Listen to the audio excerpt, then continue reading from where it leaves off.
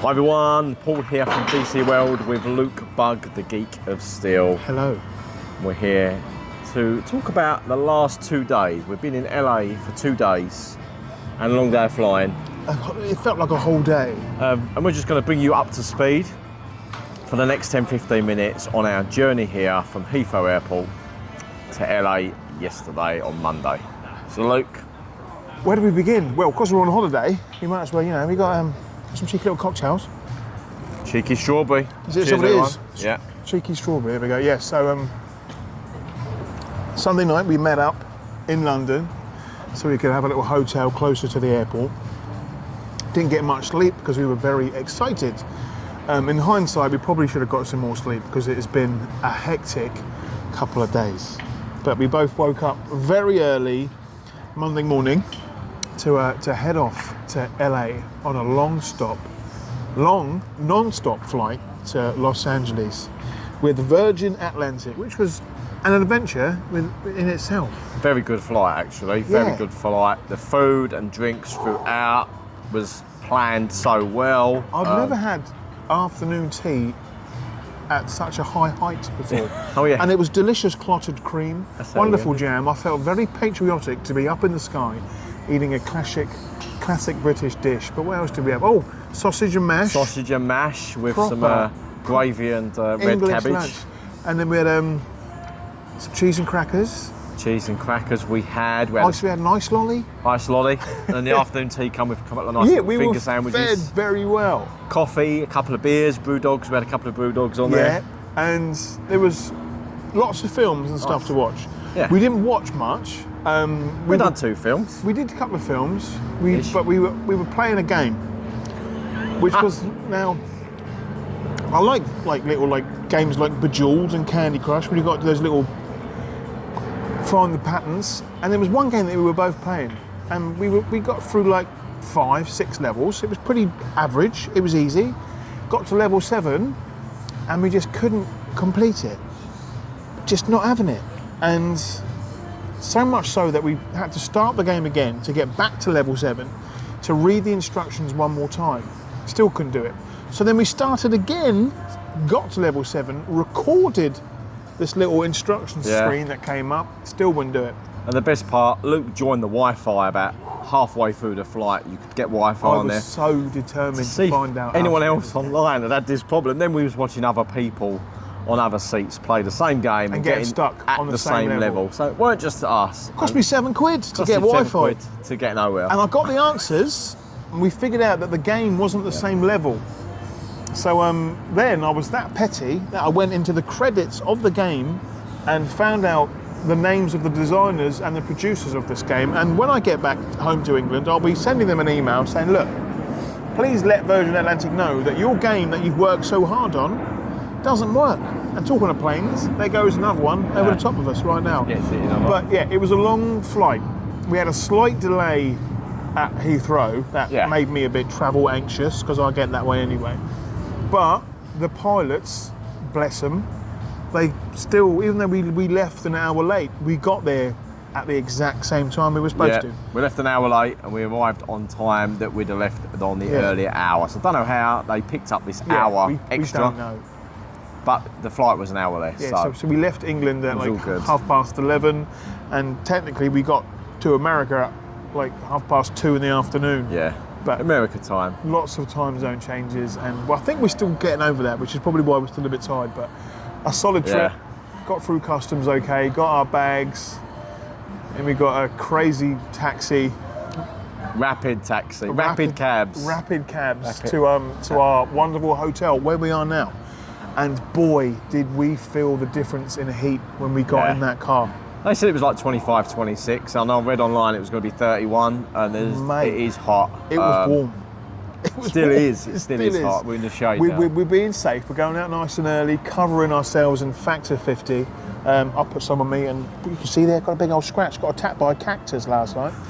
Anyway, but yeah, today was our first full day. But yesterday we got to the hotel, chucked our bags, checked in, wonderful staff. And then we can say the hotel now because this will be going out after. Oh, it will be, yeah.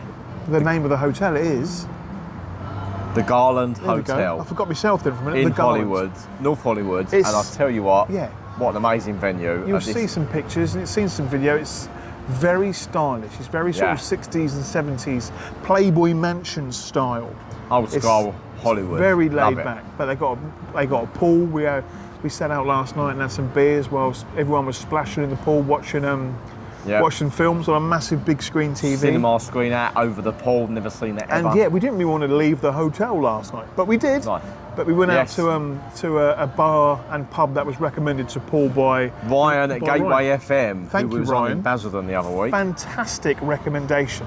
Scum and Villainy. Scum and Villainy. Check it out. It's a geeky bar, Star Wars themed, as you can tell by the name. There were little sort of bars. It was a Star Wars cantina. But there were lots of other fandoms in there as well. We even saw a Superman logo. The Superman logo was in there. A couple of other little bits from the geeky goodness. But it was people turning up in cosplay, playing a game for the night. They had a games night. It was quite surreal, wasn't it? It was. I'm still pinching myself now, figuring out the fact that we are actually in a different country. We are in America. And yesterday, when we were in this one fantastic bar, I was tired. I was a bit overwhelmed. It was bizarre. Still had a fantastic meal, but I'm glad we took photographs because I don't think I would have remembered it at all. It's one of them things jet lag you experience or you don't, but because we got here so early and we had to go out and have some snack and some drinks at Scum and Villainy and a little look around Hollywood on the stars and stuff like that on Hollywood Boulevard. And that helped get back. We got back to the hotel around 9 p.m, our time, and then we sort of just nodded off and went, and we got a good few hours in, which was nice. But we was up early. We was up about 6 a.m. this morning. Yes. And I think purely on the heat, the excitement, and the stuff we've still got to come. And the excitement was there more for today because we went to the Warner Brothers tour in Hollywood. Luke, oh my God. How good was it? How good was it? We've seen pictures of it before. We know people that have been to this exhibition, and pictures don't do it justice. When we found out that we were coming, it was a trip that we knew we had to do. It's Warner Brothers. Of course, we love Warner Brothers as a big part of our fandom. And a shout out to them for supplying us the passes thank you as very well. Much. Massive shout out to Warner Brothers for those. And it was a brilliant exhibition. Starting with a little cinematic display. You sit down at a big cinema, and then we got handed over to our tour guide Aaron, who was fantastic, so filled with knowledge about the history of Warner Brothers and how movies are made. Before we met Aaron, and before all that happened, we got in the cab outside, and that was an event with the sign and the Wonder Woman, and the cab we got out of, Luke was so excited that he forgot to shut the cab door. Close the door. So I thought I was excited, and the cab was waiting to go, and the door was wide open. Yeah, so it was. It was great. A big Wonder Woman statue, and we went in there. We got our seats, and then got onto our little sort of electric tour guide bus. And as Aaron took us round the sets, we saw all these houses from TV shows and fantastic TV series and movies, and we learnt more about how films are made. And it was fascinating. Yeah, I mean, we've been fans of movies for years, but to know a bit more about the movie industry and how films get made on these massive sets, and especially with Warner Brothers, a set that has been there for almost a century now, well, over a century. Biggest in Hollywood. Biggest in film set in Hollywood. It was fascinating, and we only really scratched the surface. I'm going to go home after this trip, and I need to learn more about this massive franchise. But the tour was brilliant, and after that, Aaron sort of left us to our own devices as we got to tour more. As I thought that was it, but there was so much more to see. We had like an hour with him. He took you around, drove around in the car, stopped for some photo opportunities. We even got to be at the old Daily Planet building from Lois and Clark, the New Adventures of Superman, the Warner Brothers Tower, cinema outside. And they showed us how we went in some of these buildings, and they showed you how they dress them up, and they can redress them for different films, different TV shows, different productions, and what's inside and what's not inside and why. Very, very clever. Movie magic. It was literally brilliant. But I mean, we rocked up in these t-shirts, so they obviously knew that we were there for Superman and DC, and we got talking about fandoms, and they were talking about what films were shot on these sets. But it was a brilliant look into the world of movies and movie making, and it gave me definitely more respect for this industry. And yeah, I'm interested to learn more. But after that, it was the Friends experience. We went around Friends experience, had a nice little Friends coffee shop you can stop. We had a coffee there, didn't we? Yeah, Paul was playing some Smelly Cat on Phoebe's Smelly guitar. Cat on Phoebe's guitar was there, and more props, and a whole Friends store alone. Yeah. So any Friends merch you could think of and more was there. there. With even more photo ops around that area, wasn't there? Yeah, I played Gunther for a little bit. Went behind the coffee bar making people drinks. We had a coffee, which was delicious. We needed it after that exciting walk around the set. Yeah. But then, after that Friends one, I thought it was finished, because we'd seen some stuff. We'd seen the Batman cowl, and I knew there was DC stuff, and I thought that was it. Because when we got onto another tour bus, it dropped us off on the same place that it picked us up, and I thought we were done. We were not done. At this point, we were 2 hours into the tour, and we gave ourselves about 3 hour time for this whole experience. We were actually there in the end for 5 hours, because this final part, the tour guide told us what we could and couldn't do. Then the doors opened and we saw the massive Warner Brothers logo. And this was film and photograph. As much as you want, as long as you want. I was happy about that. I mean, before that, we did some other stuff. We did some stuff on a bat bike, and we recreated some Harry Potter scenes. But this was what I didn't know I was waiting for this, but it was the moment I was waiting for, because we saw the big Warner Brothers sign, huge posters that were lit up of Wonder Woman, Superman, and Aquaman, and Batman.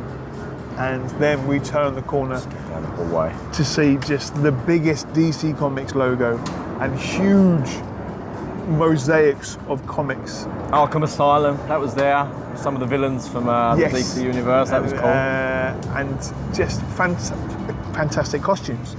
Screen-worn costumes and props and Batmobiles and so much stuff. Made the excitement in there was even better was the themes, and the music was going on in different zones. And you had like the Man of Steel, Superman music, Christopher Reeves, the John Williams score. In the Batman zone, the Keaton '89 Batman theme was coming on, and more. It was a real fantastic exhibition of DC Comics history. A few years ago, I think, almost 10 years ago, they had that DC exhibition in London we went to quite a few times over one summer. That was good. And it was amazing to see all these fantastic costumes that we've grown to love up close behind glass. Yeah. And this was that same level of awesomeness, but with the fact that there were Batmobiles and there were props and there was the music happening in the background, and you could walk around at your own pace. And then there was more and more things around every corner that we didn't know we were going to see, including a fantastic photo opportunity with some huge golden Wonder Woman wings. And in front was a lasso, or a lasso, as you would say in America. It was massive. It went all up to the ceiling and went around. And as Paul got up in front of it and grabbed hold of the lasso, one of the fantastic guides said, "Squeeze it, squeeze it." And so we did, squeeze it. And the lasso lit up to reveal the truth. And I think the truth was clear to see on Paul's face that he was having a fantastic time. We're easily pleased. We like a light up something. Easily pleased, but then there's just the fact that there was so much in there. Yeah.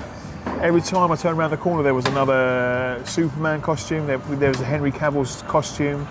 And what I loved about the Henry Cavill display, one of them was that standing there majestically was this Henry Cavill mannequin, and above him, high up, were 3 more Superman capes, looking as majestic as always. They look good. That was fantastic. They're big old capes as well. I filmed up from underneath them, and there's a lot of material on them capes, so there must have been some weight. Some of them weren't behind glass, so you couldn't touch them. Some people were, but the stewards were being very, very protective of them.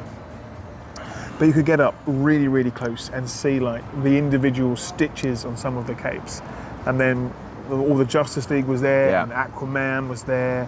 The music really did help make it epic, I would say. I like I don't know if the right name of it, like the Batwing in Batman v Superman. Batman was there. That was massive. They had like one of them in there with the wings up, and I'd never seen that, so that was awesome to see. And then I thought we'd seen it all, and then we'd walk around the back to go into the next exhibit, which was Harry Potter, and there, in a fantastic, huge case, was Linda Carter's Wonder Woman costume, Christopher Reeve's Superman costume from Superman 3, and Michael Keaton's Batman suit, all in a beautiful, perfect trinity. Very emotional area this was. I don't know why. It hit me. It did hit us. The originals. And again, we've seen Superman's suit in the exhibition before, and it did hit me there. But not the three of them together. Not three of them together. The 89 Batman, the old Wonder Woman, and then Christopher Reeve Superman. So all three together in the cabinets. And Superman's ones in the middle was fantastic. I've got a little picture of me taking a fingerprint off the glass because I want to make sure that it stayed clean. But we took loads of pictures and videos. We have got stuff to share for months. And I think mainly we took all these pictures and videos for our own memories, for our own virtual scrapbooks, because we don't know if we're going to come back here one day. We might, because it was brilliant. But this is like a busman's holiday for us. It literally is. See, they think so as well. Oh, on a side note, something very exciting happened today. A fire truck went past, and I did that. It did. And it made the honk noise. I'm still smiling about that.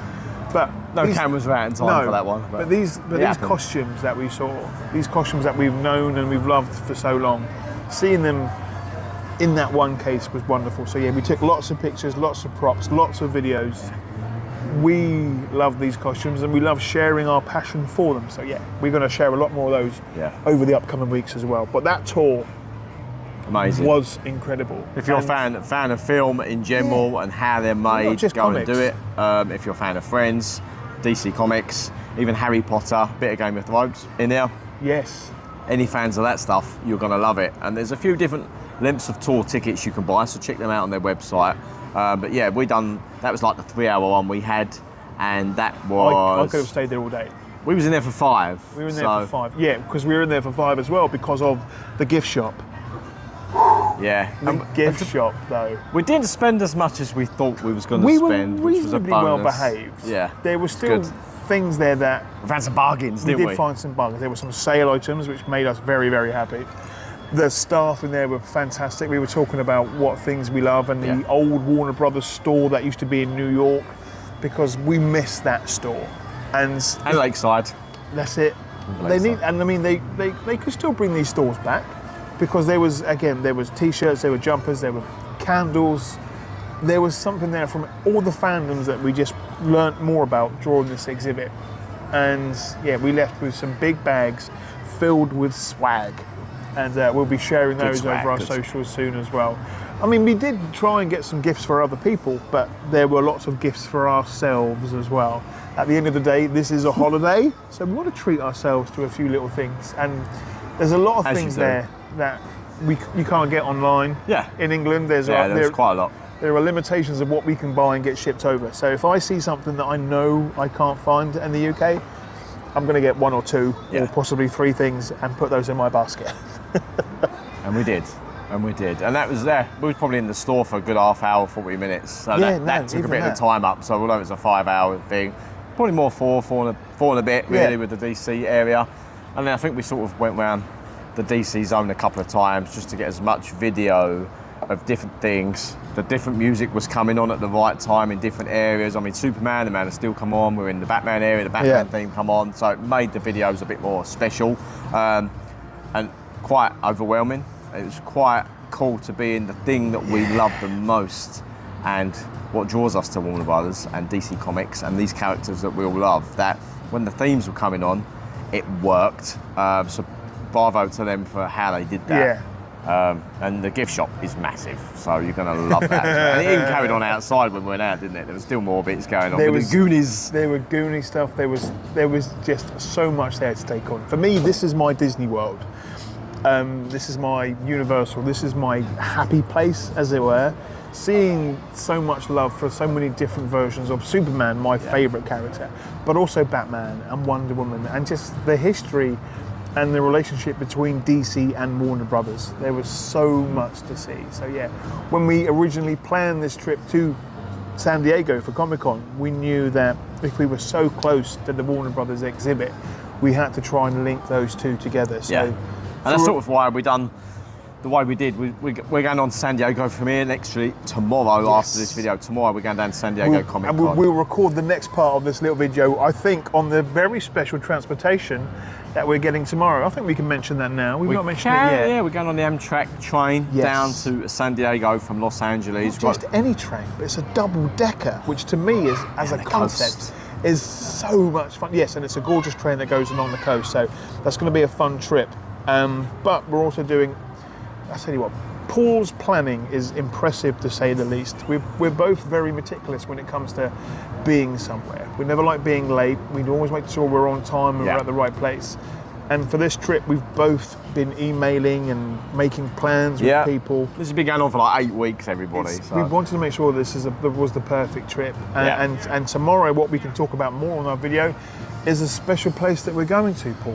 And what's that place? Can we talk about that now? Yeah, because this video will be going out in a couple of weeks. This is going out after, yeah. So tomorrow, Wednesday. This is in the future. We are going to the Funko Pop store in Hollywood. Yes. We've been privileged enough in my other adventure, Geek Garage, proudly to get in there, and they're taking us in an hour before the store opens. So we're going to get some photos done. We're going to pop ourselves in the Pop Yourself booth and a whole lot more. So stay posted on the content for that. That's going to be coming separately. This for me, this is my Charlie in the Chocolate Factory moment. To go into the Funko shop to find out where, you know, all these, again, another part of the fandom comes alive. This world of collecting and embracing passions with these cute little Funko Pops is a phenomenon that has taken over the last decade or so. So to be in that particular shop is going to be very, very interesting to say the least. We're going to have a really good time in there. And shout outs to them for that. Thank you. Thank you, Rich. Thank you for sorting that out for us. And we will talk about that more in the next installment of this video when we are possibly on a train. The train down to San Diego Comic Con. We'll be picking passes up tomorrow, hopefully, maybe even sneaking in for a little bit of the preview night. If not, we're in there Thursday, Friday, Saturday, Sunday. So you think we've done a lot already. We've not even started There's 4 more days ahead of Comic Con. And night events going on as well, which I keep forgetting about. We've got the night events as well as the daytime events. It's really been a pinch me type of week. We've done so much already. And when we keep thinking of how, like, there was a moment this afternoon when we got back to the hotel to chill out for a few hours where Paul was like, that was amazing. It really was. And then we remember, we've still got Comic Con. And we've explained sort of to our loved ones back home that when we come back next week, we have missed you. Understand Absolutely. that. James, Kirsty.